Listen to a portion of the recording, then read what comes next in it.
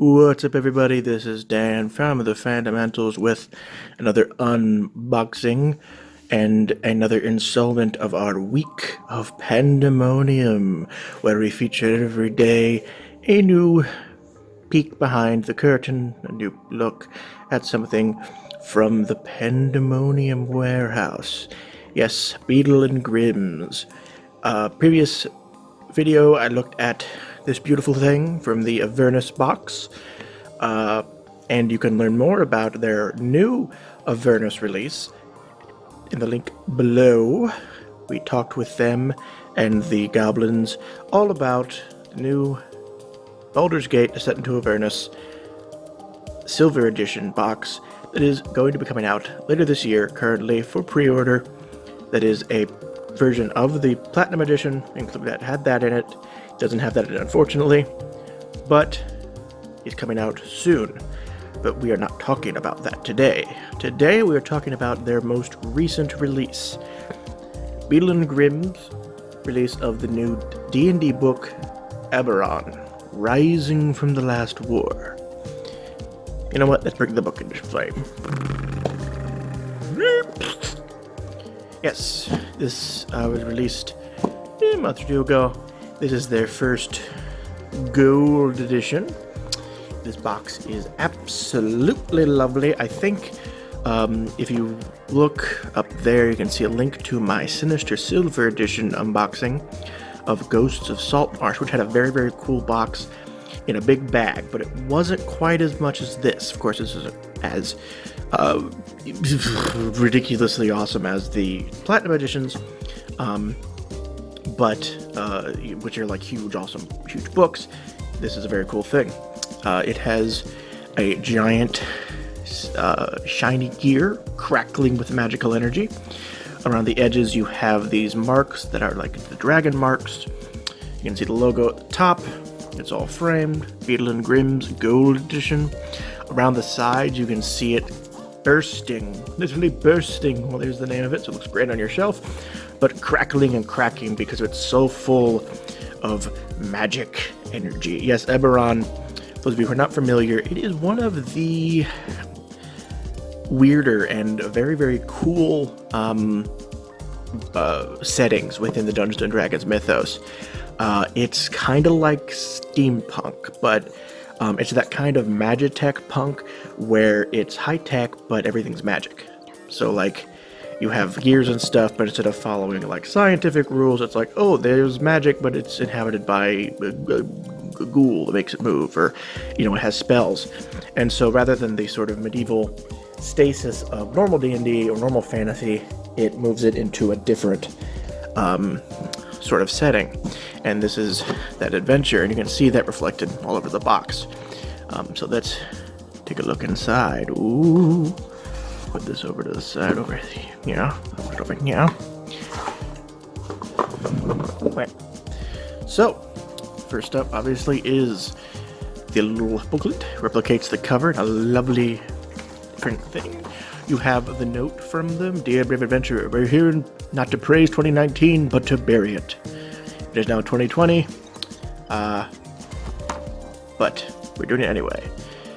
This is the first time they released a special edition for a campaign book. So yeah, unlike the previous releases, which were splat books with adventures, the Eberron, Rising from the Last War, is more of a book telling you how to create a campaign in the world of Eberron. And of course, I hope it's Eberron. It might be Eberron. I don't actually know. It's a made-up word, so... And what's in the box? We shall see, of course, but you can see it's all laid out here. And on the back, all the lovely credits, all these sorts of things.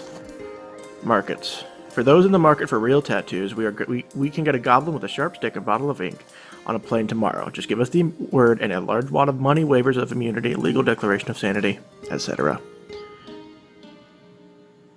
Tell us what you think by emailing us at the suprememarketinggoblin.beadlegrims.com.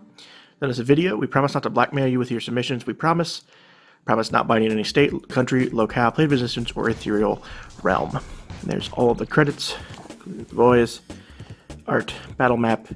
And of course, at the bottom, you can see their website with all the store swag where you can get all the badges, plush Lulu, the soul coins, and the Eberron box. Of course, you may have seen they have a new shirt. It is the release of the Schrodinger's Cat Platinum Edition, if you're so inclined. So, right off the bat, we have some lovelies. Let's start off the back with this lovely little bag. What is in this lovely, lovely bag? Velvet, of course. Well, sad, faux sad, I don't know. Slightly crinkly, lovely rope. On the front is, I believe that's a dragon? Maybe a griffin? No, it's a dragon. That's scaly. Open her up. What's in the side? We have... Ooh, candy? No. It's not candy. This is a dragon shard, which you get from... possibly from dragons? I'm not 100% sure. But the cool thing is that you give these to the players. There's a blue one, which kind of pointy.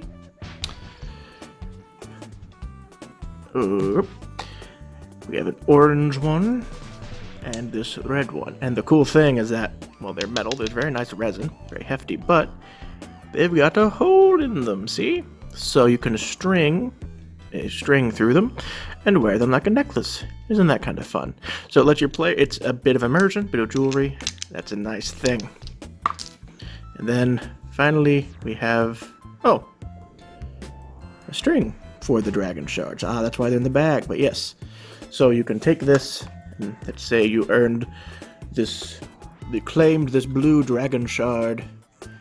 You can string it through here and proudly wear it forevermore, showing that you did a blue dragon thing. Or if you didn't, you could just wear them because they're cool things. But that's a nice thing. And of course, lovely bag. Let's see. These are the encounter cards.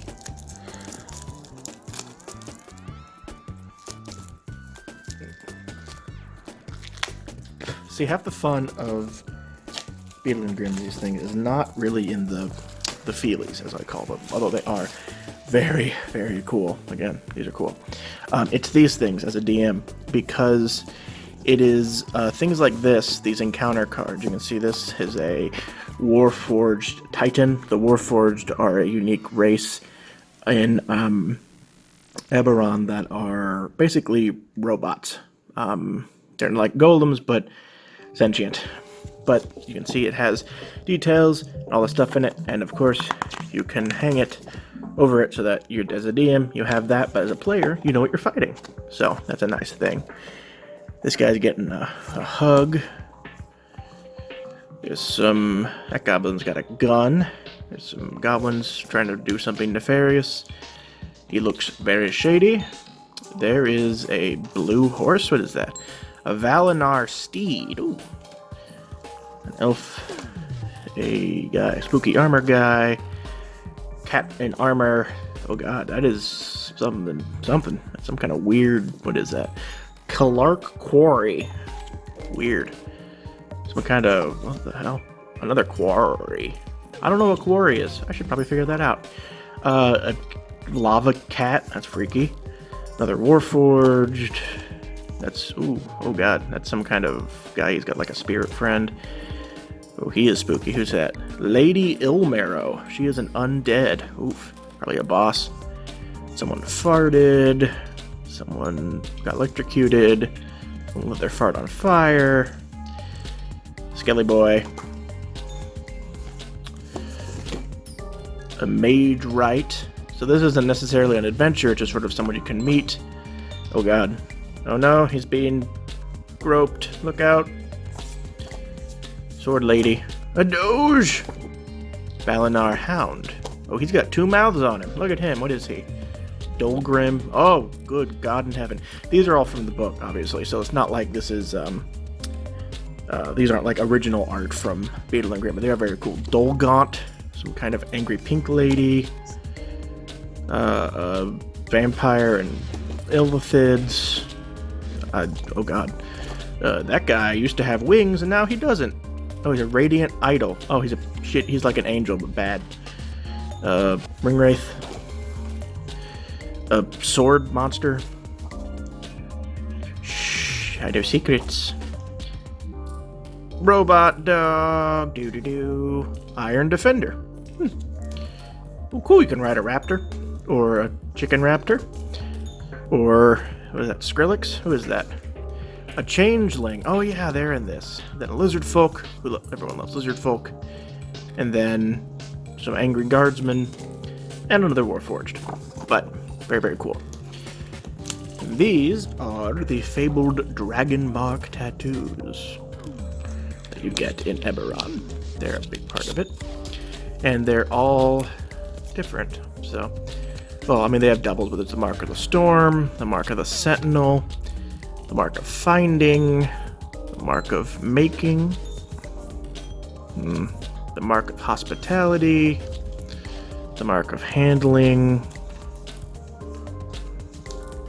passage. So yeah, these are temporary tattoos that you can put on yourself. Be like, look at me, I've got a dragon mark. And again, it's another bit of immersion for your characters. You know, if they have a dragon mark, rather than just be like, oh, I've got one, you can actually put one on you.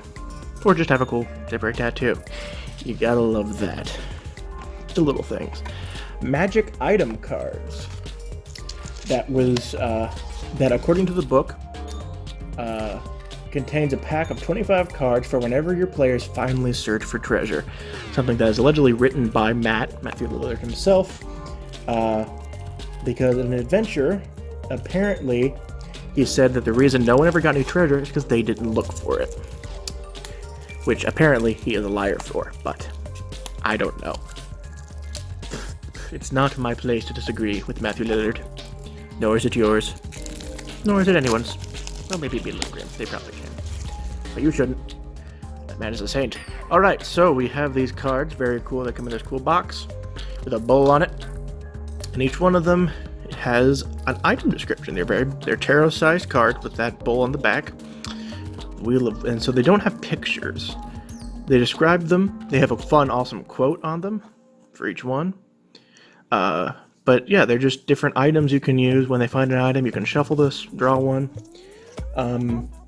Or just use them when you have one that they find. Arm blade, arcane propulsion arm.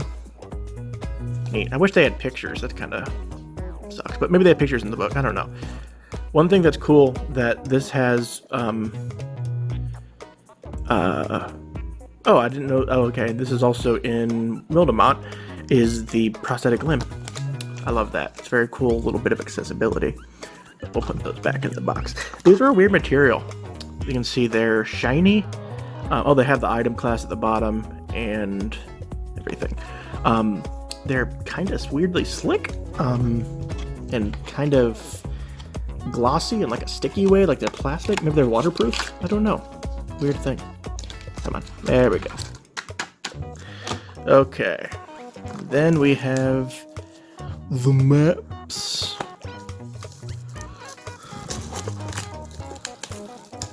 These are a big, beautiful thing that they do. Everyone likes maps. Who doesn't like maps? Some of these were done by by a few different people. Again, one of the cool things that they do is it's not just them. They bring a lot of different people. So this is a map of the continent of Cover. Fun. So, yeah, the Eldeen Regency of Cover. Let's see if I can get it. Cover. There we go. Where'd it go? This map is the property of Jarly Goldprobe, famous Korenberg chronicler and world traveler. If found, please return to your nearest Korenberg Chronicle office. Reward not guaranteed. It's cool. It's got these little markers on it, so it's not just like a map. It's also got, like, pinned to it. Rivers of lava, swaths of slime, jagged rocks, pestilence, and fiends' vacation destination. So there's little snarps from that said gold probe, so that when your adventurers find this map, it's got a little more character. Then we have another map. This is the City of Sharn, City of Towers. House Civis presents this cutaway map revealing the tiered districts and dynamic contours of Sharn, the City of Towers. Oh, that's awesome. That's cool. This reminds me of those old books that showed you the insides of stuff. There's Old Sharn, the Cogs, Lower Tavik, Central Plateau, Middle Tavik's Landing, the Skyway. That's a cool thing. And it's got all the different like schools and different families, the Dragon Mark houses, the Race of the Eight Winds. That's a cool map.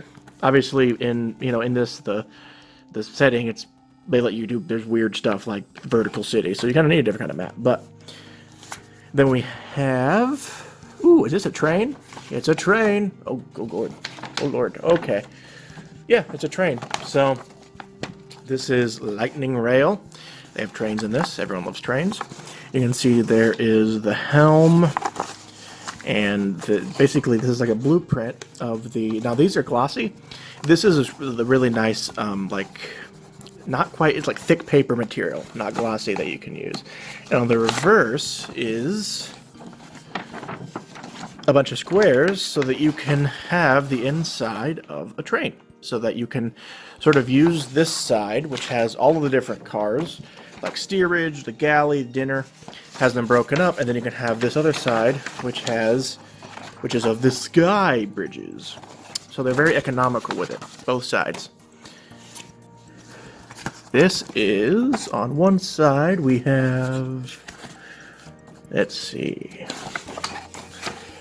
an airship. Everyone likes airships. One equals 5 feet.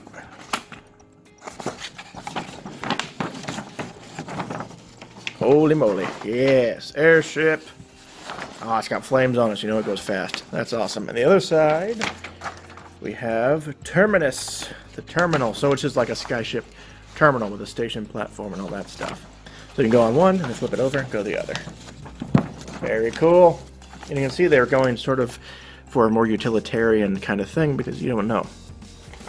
We have another station here, the upper levels of the terminus, and on the back is Kubara, and then the Fallen Warforged Colossus, who had its own dude. So, okay. So what this is it's a Colossus, so it's a giant dude, and if you look, that's his head. Lower head, upper head. So basically, a giant robot has fallen, and it's so big that you can go inside of it as like a dungeon. Maybe you can control it. Who knows? On the back is an alley. Everyone likes alleys. And then we have the handouts. These are always fun. The voice of Brelin. My husband was brainwashed by the trust. So this is a newspaper. Watch Commander or Crime Lord. Irresponsible march of science. We at The Voice have long warned the danger of those elite who argue that knowledge and reason are goals in of themselves. Blood addicts, dragon dung. Is your neighbor a Siren invader? Pauper Prince plots bandit barony. Assassins on the loose. Another newspaper. We've got the Korenberg Chronicle. So this is the voice of Brayland. This is the Korenberg Chronicle. From sacred burial ground to scrapyard. Seems too good to be true. It's probably dragon's blood, or a fool's promise of good times and powerful magic. The abuse of dragon's blood is a complex problem. We have the This is another issue of the Korenberg Chronicle, which is a different month, I believe. Yes. Viewed within the 12. I won't go too deep in case there's spoilers. The Sharn Inquisitive. House Orion hopes to spark lightning rail reconstruction. Profits trump promises at Black Market University.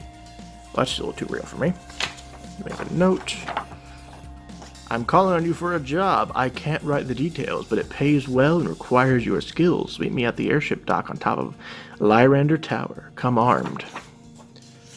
And then the cosmology of Eberron. That's the core of the material plane, ethereal plane. It's a big atom. And they've all got alchemical symbols. Very cool. So some kind of coded itinerary document. Oh, there's a cipher key. Oh, cool. So this is for some spy things that go on. Brothers, behold you this evil and tremble, for before you stand knights birthed anew by the silver flame. Ooh, the silver flame. I know them. I think I was in them once. Oh well. Yours in service to the flame, brother Eglaw the Didactic. Maybe you can join the knights, or you know about knights in this. We've got a motion to the contractor when you're working for the Korenberg Chronicle.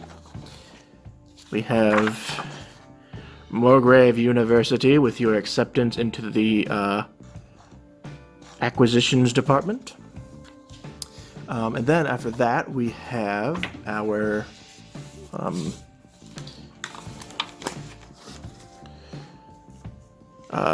pre-generated characters, which you can play as Maul, the Warforged Fighter, Kalishtar, the Cleric, Puma, the Swift Stride Rogue, Tab, the Channeling Bard, a Lawful Neutral Bard. That's interesting. Changeling Bard. Why did I say Channeling? And Khazadar the Khanith, Mark of Making Human Artificer. Neat. Here's a picture you can use to set the scene of Graffiti Hall.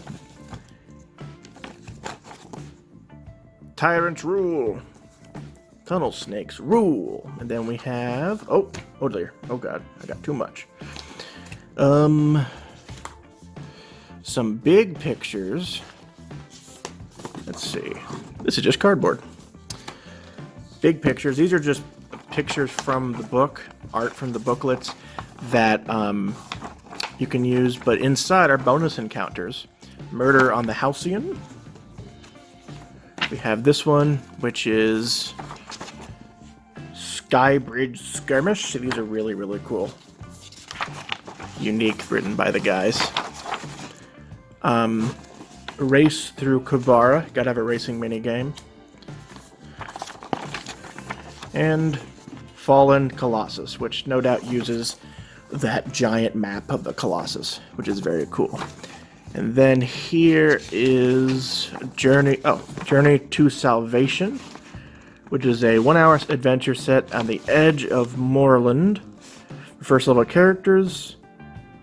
So basically, it's set... Interesting. Oh, it's an Adventurer's Leafling. And then, of course, it has a very cool thing tied into it. And it's got a certificate that proves that you've done the thing. I won't go into that because it's spoilers. So that you can show up at an Adventurers League and say, look at me, I'm very cool. And then, of course, we have the book. I won't unwrap this. It's just the book. It's a lovely book. They did what they always do, which is breaking the big book into smaller books so that's easier to digest. So, very, very, very cool thing. Again, the reputation is for things like this, but really the key is things, small things like this, or like this, that are just lifesavers as both a DM and a player. And then finally, see if I can get it out.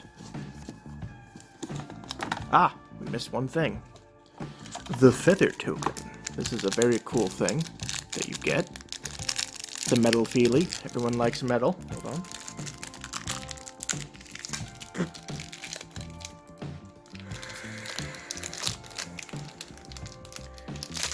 There we go. Metal. Shine, shiny. Badge you can wear. Awesome. And then finally, you can see the inside of this. It's got the maps and like the symbols and stuff. That's a cool thing. But finally, the big finale, the DM screen, which has lots of cool stuff. We don't care about that. We want to see our...